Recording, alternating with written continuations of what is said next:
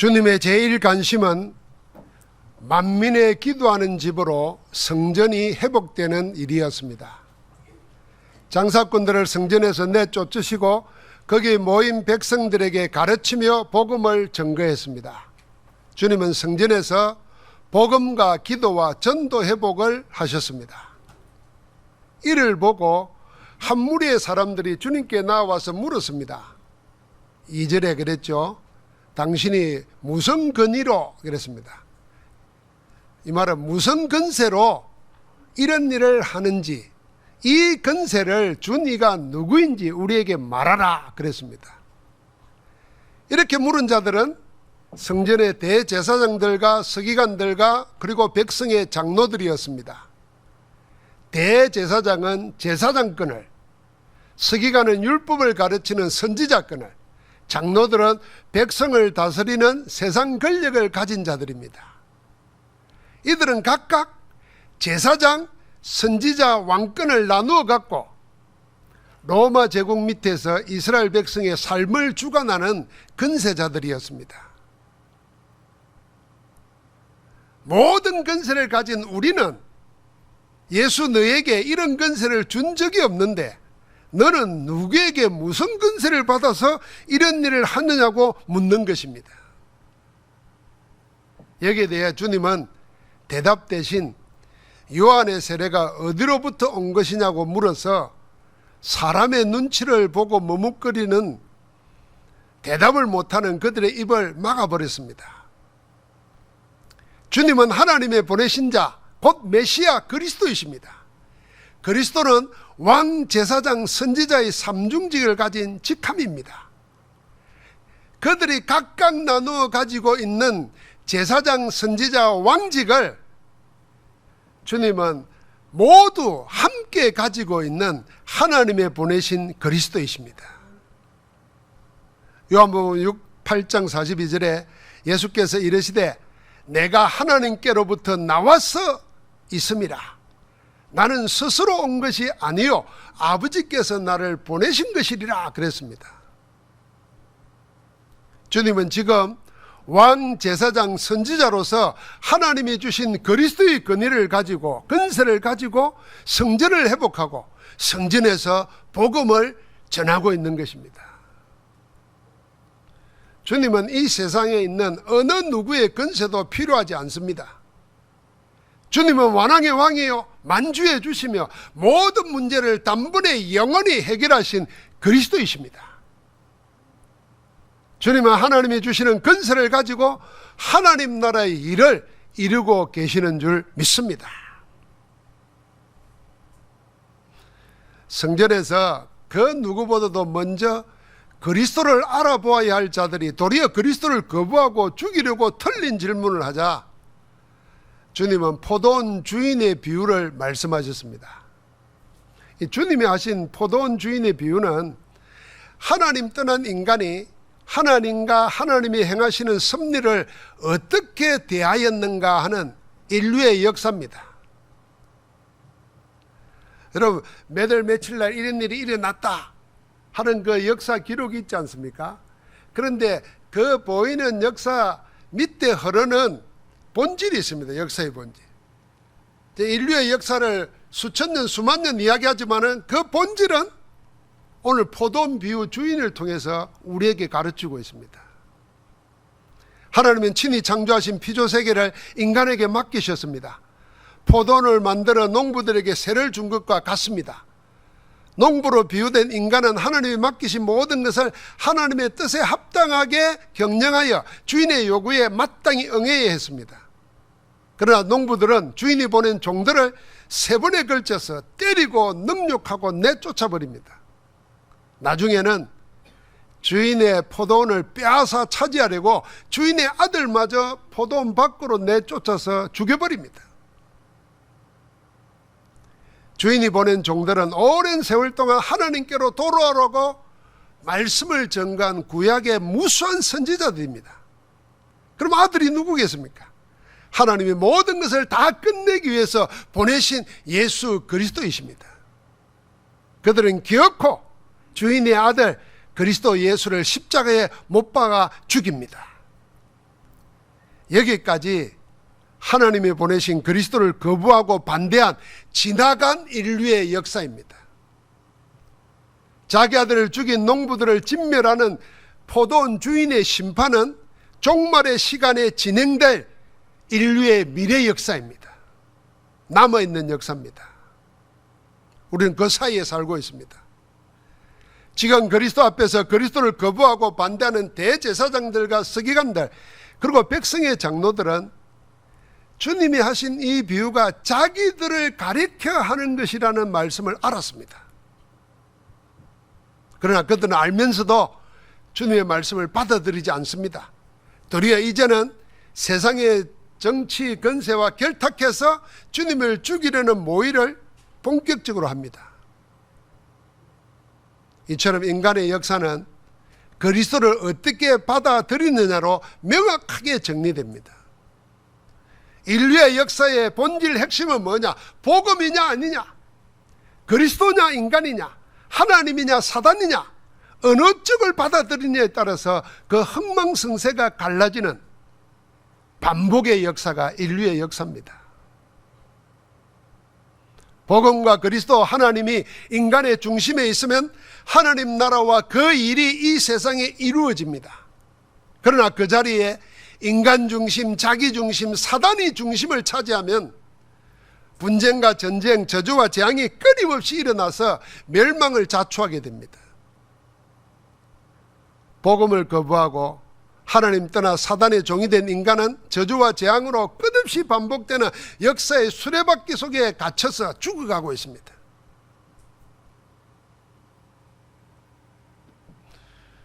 우리가 늘 무슨 일이 생기면 과거 역사에 이런 태풍이 언제 있었고 또 역사상 보지 못한 태풍이 닥쳐오고 뭐 이런 이야기들을 합니다. 중계방송을 하지 않습니까? 일주일 전부터. 그래도 감당할 수 없고 예측할 수 없는 어려움이 옵니다. 인간은 지금 그 역사의 수레바퀴에 갇혀가지고 계속 반복되는데 헤어나지를 못하고 있습니다. 그 저주의 굴레를 멈춰 세운 분이 계십니다. 그가 우리 주님 예수 그리스도이십니다. 주님은 십자가의 죽음으로 죄악과 재앙 속의 순례바퀴를 자기 자신의 몸으로 막아 세우신 겁니다. 주님은 십자가의 고난과 죽음으로 우리의 죄와 모든 죄책을 다 끝내버렸습니다. 주님은 하나님의 보내신 그리스도이십니다. 그러나 유대의 종교인들은 그리스도를 거부합니다. 그리스도를 공경에 빠뜨려 죽이려고 말도 안 되는 논쟁으로 시비를 겁니다. 그게 19절부터 40절까지의 말씀에 나오는 두 가지 질문입니다. 하나는 세금과 또 하나는 부활 논쟁입니다. 첫 번째는 가이사 로마 황제의 지배를 받고 있잖아요. 그러니까 그 황제에게 세금을 바치는 것이 옳으냐 옳지 않느냐 묻는 겁니다. 옳다 그러면은 유대인들이 볼 때는 저 매국노라 그럴 거고, 아니다 그러면은 저 법을 어기는 자다 이래가지고 얽어매려고 하는 겁니다. 그 관계를 하신 주님은 데나리온 동전 하나를 가지고 여기에 누구의 형상과 글이 있느냐 되물었습니다. 그리고는 말씀하셨습니다. 가이사의 것은 가이사에게, 하나님의 것은 하나님에게 바치라. 두 번째는 진짜 말도 안 되는 이야기를 지어내어서 부활을 비난됩니다. 어떤 여자가 죽은 남편과 그 나머지 6 형제 총 7명의 남자와 차례로 결혼을 했습니다. 그런데 자식을 얻지 못했어요. 다 죽었습니다. 이건 유대인에 있는 계대법이라는 겁니다. 집안에 자식이 없으면 대를 못 잇잖아요. 그러니까 형이 결혼했는데 아이가 없이 죽으면 그 다음 동생이, 그래도 없으면 동생이, 어쨌든 7명이 했어요. 참 이 여자의 운명도 기구합니다. 근데 다 죽었어. 근데 부활을 했는데 이 여자는 누구 아내가 됩니까? 누구 아내가 되어 맞겠습니까? 이걸 부활을 믿지도 않는 사두개인들이 주님께 물은 겁니다. 악한 의도로 한 거죠. 그때 주님은 이 세상과 다른 하나님 나라를 말씀하셨습니다. 이 세상의 자녀들은 시집가고 장가도 가되 하나님 나라는 시집가고 장가가는 일이 없다. 부활의 자녀는 마치 천사와 같아서 다시 죽는 법도 없고 육신적으로 시집가고 장가가고 할 일도 없다. 그렇습니다. 하나님 나라는 다시 죽는 일이 없으며 하나님은 죽은 자의 하나님이 아니라 살아있는 자의 하나님이십니다. 그리고 하나님께는 모든 사람이 살아있느니라 그렇게 말씀하셨습니다. 먹고 마시고 시집가고 장가가는 것이 전부인 육의 세상에 영적 하나님 나라는 다르다고 말씀하신 겁니다. 유대의 모든 종교인들, 그중에 부활을 믿는 바리새인과 부활을 믿지 않는 영적 자유주의자인 사두개인인 그 신앙 자체가 서로 정반대입니다. 평소에는 다른 신학적 주장으로 서로 대립하고 싸우고 그러는 사람들입니다. 그런데 유독 그리스도를 대적하는 일에는 하나가 되어서 이처럼 말도 안 되는 계략으로 주님을 몰아붙입니다. 그러나 주님은 그들의 계략에 말리지 않고 오히려 하나님 나라의 비밀을 알리는 기회로 삼습니다. 주님을 반대하는 종교인들의 질문에 세상과 구별되는 그리스도로 임하는 세상 속에 있는 하나님 나라의 비밀을 말씀하십니다. 가이사에게 바치는 세금이 옳으냐 옳지 않느냐는 질문에 가이사가 다스리는 세상 나라와 다르게 하나님이 왕권을 가지고 다스리는 하나님 나라가 있다고 대답하신 겁니다. 동전에 새겨진 형상과 이름이 가이사라면은 사람의 영혼에 새겨진 형상과 이름은 누구겠습니까? 하나님이십니다. 이번에 영국의 엘리자베스 이사 여왕이 죽었는데 저는 의아하게 생각하는 중에 하나가 죽으니까 화폐에 있는 그 여왕의 그림을 빼고 새로 왕이 된 사람의 그림을 넣는다 그러더라고요. 그러니까 지금부터 발행되는 이제 찰스 3세입니까 2세입니까? 그 찰스 왕의 그림이 새겨지는 거예요. 그 돈을 쓰는 겁니다. 세상의 돈은 영혼이에요. 영혼. 영혼을 팔아서 돈을 챙기지 않습니까? 그러면 우리 영혼에 새겨진 형상과 이름은 누구냐는 겁니다.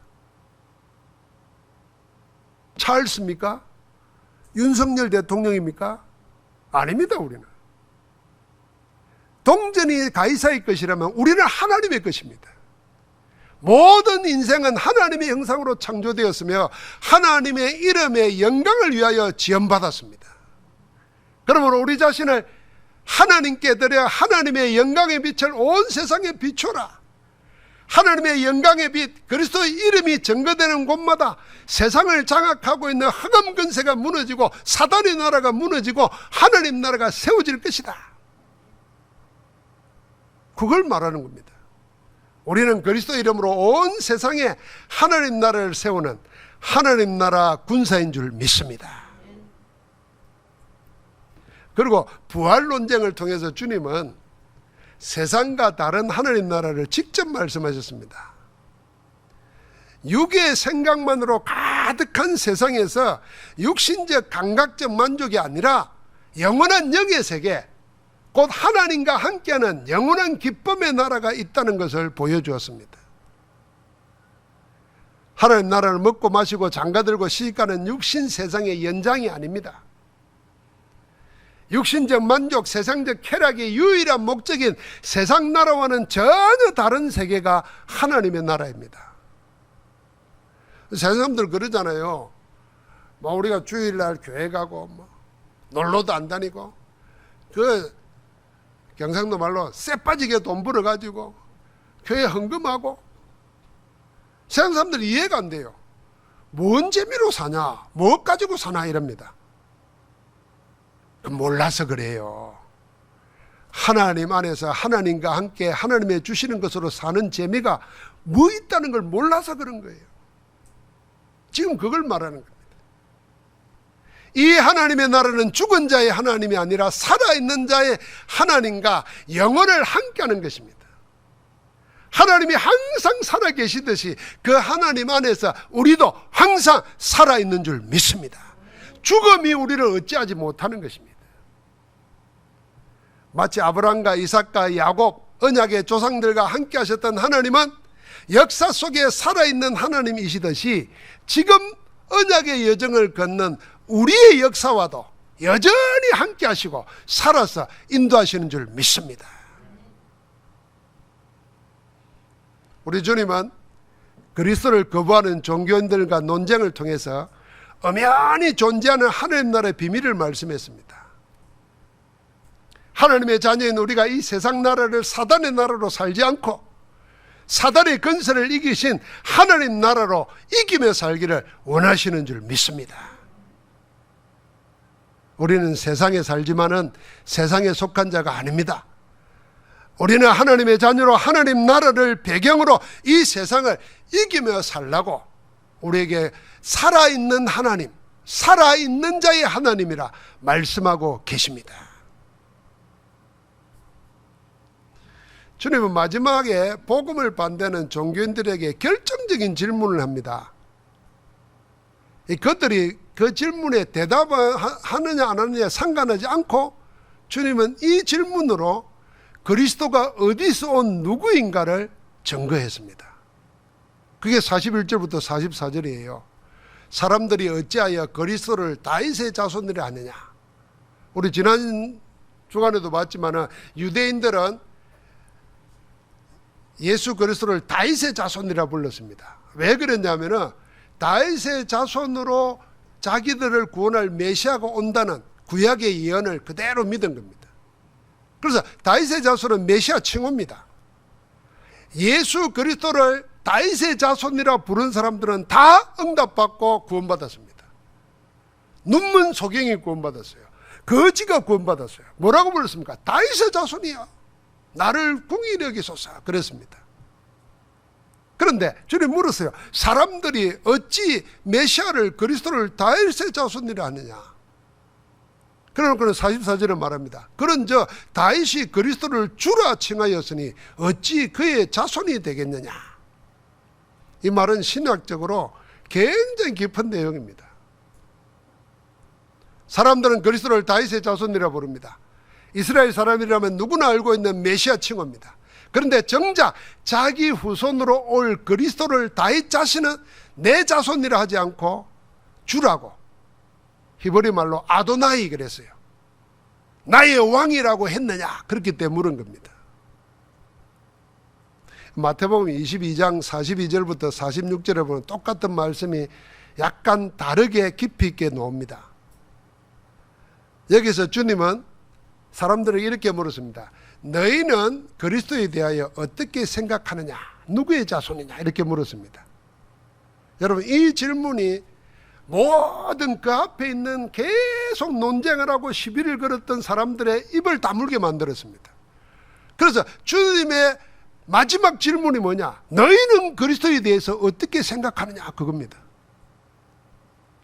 사랑하는 성도 여러분, 지금 여러분은 그리스도를 어떻게 생각합니까? 이 절망 속에, 이 아픔 속에, 이 고통 속에 빠진 이때에 여러분 그리스도를 어떻게 생각하십니까? 이번 태풍에 계속 미담으로 나오는 얘기가 그 중학생 아들 이야기예요. 엄마가 아픈데 엄마를 도와주러 내려왔다가 엄마 살고 뭐 죽었잖아요. 그 오천제일교회 집사님이라 그러더라고요. 그럼 모르는 사람은 이럴 겁니다. 왜 예수 믿는 사람은 왜 그렇게 호성이 지극하냐? 왜 죽었겠냐? 이럴 거예요. 그때 이 절망, 이 비참한 속에 있는 나에게 그리스도를 어떻게 생각하느냐? 주님이 이걸 묻는 거예요.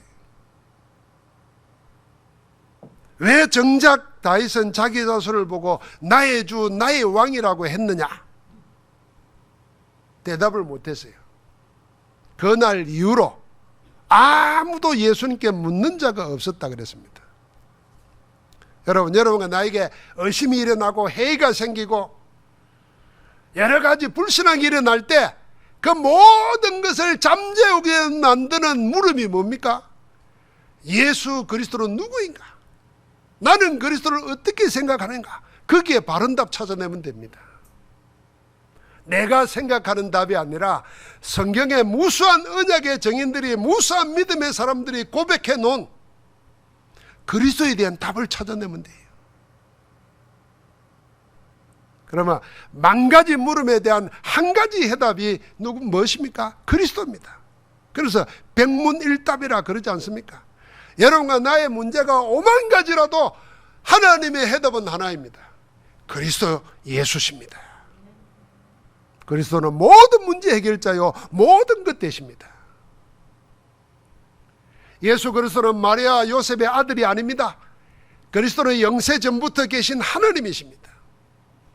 그리스도는 영세 전부터 계시면서 모든 만물을 창조하셨습니다. 온 세상의 빛으로 성육신하신 하나님이십니다. 이게 요한복음 1장 1절부터 14절까지의 말씀입니다. 그리스도는 십자가의 죽음으로 모든 죄와 죄를 대신하시고 우리를 대신하시고 우리 문제를 다 해결하시고 사망의 근세를 이기시고 부활하여 지금 살아서 우리와 항상 함께 하시는 하나님이십니다. 이게 마태복음 28장의 메시지입니다. 지금도 믿는 자의 기도와 증거에 동일하게 그 이름으로 역사하면서 삼저주를 멸하시는, 사단을 멸하고 운명을 파하시고 죄와 저주의 소리를 건져내시는 살아계신 하나님이십니다. 그리스도는 역사의 마지막에 세상을 심판하실 재림주로 서실 하나님이십니다. 그러니까 우리가 예수를 그리스도로 안다 그럴 때 그냥 모든 문제 해결자가 아니라 그분이 어디서부터 어디까지인가를 보십시오. 모든 역사의 주인이 되시고 역사를 넘어서고 역사를 주관하고 계십니다. 하나님의 역사의 중심축이 예수 그리스도십니다. 인간의 역사는 그 그리스도를 인정하느냐 거부하느냐의 역사입니다.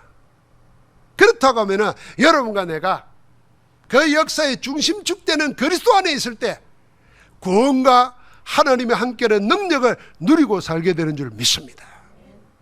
우리 주님 예수 그리스도는 인간의 역사에 갇힌 분이 아닙니다. 우리 주님은 인간의 역사를 초월하여 역사를 이끄시고 완성하시는 하나님의 그리스도이십니다. 예수 그리스도는 자연에 머무는 것이 아니라 자연을 넘어서는 초자연입니다. 과학에 의해서 정의되는 분이 아니라 과학을 초월하는 초과학이십니다. 역사의 수리바퀴에 끼어 고통당하며 죽어가는 신음하는 분이 아니라 역사를 새롭게 하시는 초역사의 하나님이신 줄 믿습니다. 이 다윗이 자기 후손으로 올 그리스도를 이걸 알아본 겁니다. 미리 알아보고 찬양한 것입니다. 자기 후손으로 오실 그리스도를 미리 알아보고 나의 주, 나의 왕이라고, 나의 아도나이라고 고백한 겁니다. 사랑하는 성도 여러분, 사람이 마음으로 믿어 의에 이르고 입으로 신하여 구원에 이른다 그랬습니다. 여러분과 내 마음은 아무도 간섭하지 않습니다. 여러분과 내가 내 마음속에 예수가 그리스도라는 것을 인정하고 영접할 때, 그 그리스도 이름을 시인할 때 여러분과 나는 하나님의 의에 이르고 구원의 즐거움과 능력이 함께하는 줄 믿습니다. 이 비밀을 누렸어요. 그래서 사도행전을 보니까 제자들은 나가서 뭐 했냐면은 병든 자를 만나든 귀신 들린 자를 만나든 경제적으로 쪼달리는 자를 만나든 제일 먼저 뭘 말했냐? 예수가 그리스도라고 말했습니다. 그가 살아나셨고 지금 우리와 함께 하신다를 말했습니다. 그런데 놀랍게도 그 이름 말하고 손을 잡아 일으킬 때 나면서 앉은 병에 일어서게 되고 귀신에 사로잡힌 자에게 잡고 있던 귀신이 쫓겨나서 온전하게 되고 경제로 육신의 질병으로 시달린 자들이 힘을 얻고 나음을 받게 된 줄 믿습니다. 아이고 그때는 그랬겠지만 지금은 다르지요. 그래서 그럴 줄 아시고 하나님이 미리 말해놨습니다. 히브리서 13장 8절에 예수 그리스도는 어제나 오늘이나 영원토록 동일하시니라. 그 일은 그대로 역사하시는 줄 믿습니다. 그래서 그리스도 안에 있는 자는, 하나님의 자녀는 힘을 가진 게 아니고요, 힘의 근원을 가진 겁니다. 모든 힘이 어디서 나오느냐? 그 근원을 가지고 있단 말입니다. 그래서 사도 바울은 감옥에 갇혀서 이렇게 말했습니다. 내게 능력 주시는 자 안에서 내가 모든 것을 할 수 있느니라. 모든 것을 할 수 있다 이렇게 말한 게 아니라니까요.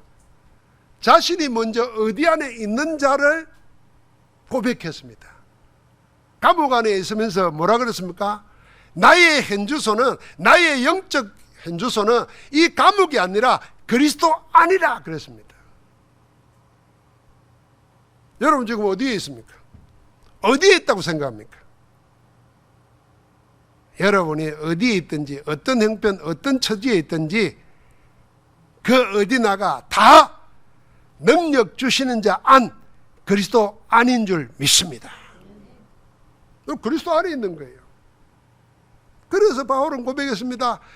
내가 그리스도 안에 있고 그리스도 안에 있기 때문에 사는 것도 유익하고 죽는 것도 상관없다 그랬습니다. 살든지 죽든지 내가 그리스도 안에서 그리스도를 영화롭게 하기 원한다 그랬습니다.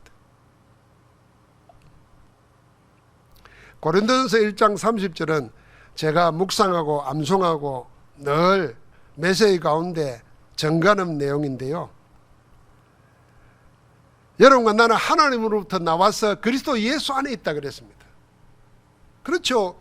우리의 영혼에 찍힌 형상과 이름은 하나님이십니다. 그래서 우리는 하나님으로부터 나와서 누구 안에요? 그리스도 예수 안에 있습니다. 그러면 예수님은요, 하나님으로부터 나와서 우리에게 뭐가 되셨다 그랬어요. 그게 뭐가 되셨다 그랬습니까? 지혜와 어려움과 거룩함과 구원함이 되셨다 그랬습니다. 여러분 IQ가 모자라고 공부를 못하고 머리가 둔하다고 생각합니까? 그리스도가 지혜의 근원이십니다. 그리스도가 나의 지혜요. 여러분 착하고 바르게 의롭게 살고 싶습니까? 힘들고 안 되지 않습니까? 그런데 그리스도가 나의 의로움이에요. 거룩하게 깨끗하게 구별되게 살고 싶지 않습니까?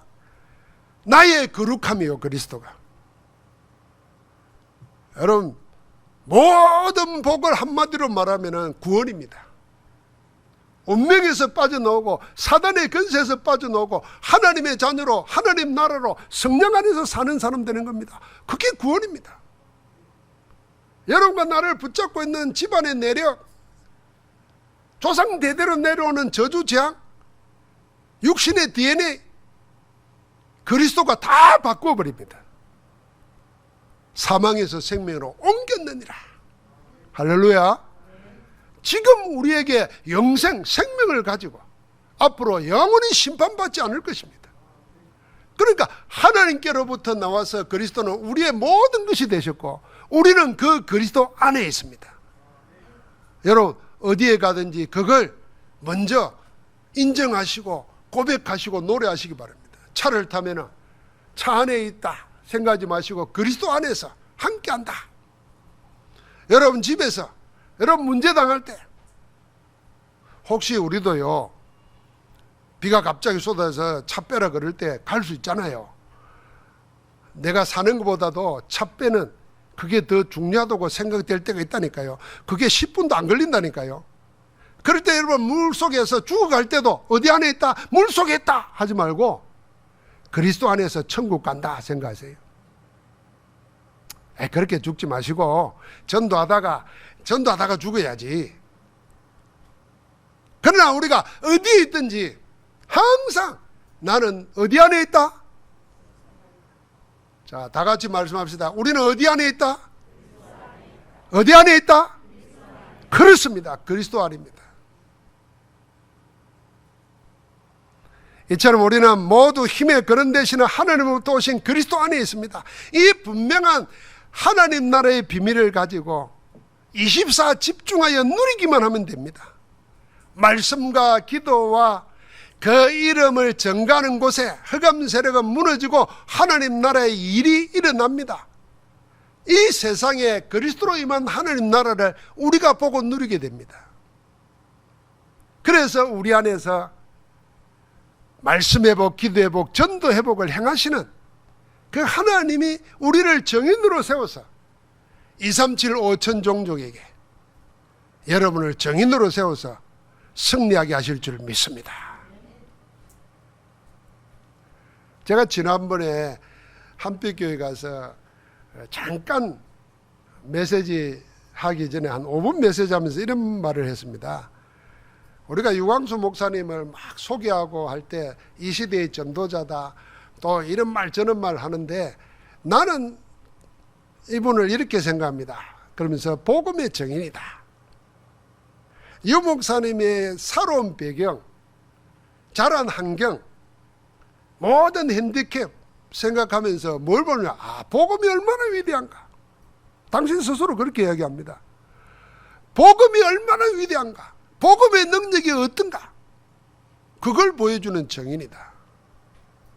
여러분, 그래서 우리가 뭘 봐야 되겠습니까? 키로 말하면 내가 훨씬 크지.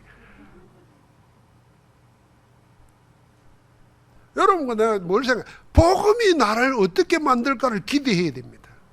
우리의 형편 처지 생각할 이유가 없어요. 우리의 수준 매일 필요가 없습니다. 여러분과 나를 누르고 있는 컴플렉스 묶일 필요가 없어요. 여러분과 나니까 그래서 오늘 찬양했지 않습니까? 약한 자에게는 강함 되시고, 추한 자에게는 깨끗함 되시고, 정함이 되시고, 못난 자에게는 잘남이 되시는 분이 예수 그리스도입니다. 그분이 우리 안에 있고 우리는 그분 안에 있습니다. 한 주간 그리스도 안에서 복을 누리며 정가기를 주의 이름으로 축복합니다. 하나님 감사합니다. 주님으로 인하여 오신 하나님 나라의 비밀을 미리 보고 미리 누리고 미리 정과하고 미리 정복할 수 있도록 제 모두에게 복을 주시니 감사합니다. 이 복의 정인으로 나아가 지금 저주와 재앙과 고통과 영적 문제로 시달리는 237 5천 정도 후대를 살리는 복음의 정인으로 서게 하옵소서. 주 예수 그리스도 이름으로 기도하옵나이다. 아멘.